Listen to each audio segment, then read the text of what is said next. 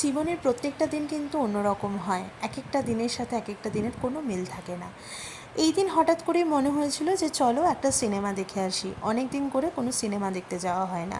তো যেমন বলা তেমন কাজ, বেরিয়ে পড়েছিলাম সিনেমা দেখতে রাতের ডিনার সেরে। হ্যাঁ, রাতের ডিনার সেরে কারণ সিনেমার টাইমিং ছিল রাত 11:30।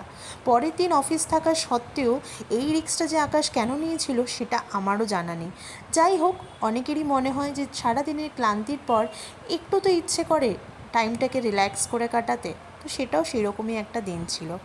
হলে ঢোকার পর কিন্তু জাস্ট আমার অ্যামেজিং লেগেছিল ভিউটা।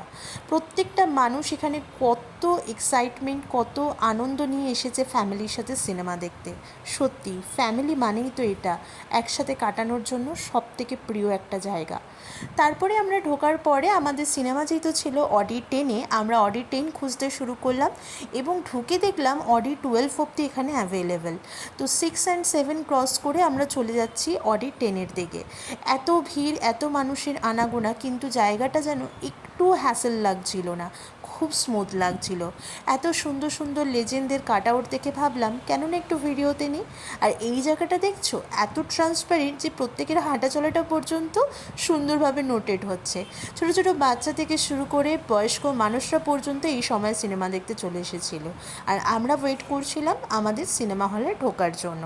তো সিনেমা হলে ঢোকার পরে কিন্তু অভিজ্ঞতাটা আরও অন্যরকম। পিভিআরের এই হলে কিন্তু প্রত্যেকটা সিনেমার অডি এক একটা থিমে রয়েছে।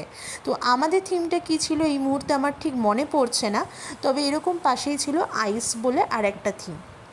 আর এইখানে ঢোকার পরে যেটা দেখাচ্ছিল সেটা হচ্ছে আলিয়া ভাটের একটা নতুন মুভি আসছে 11th অক্টোবর।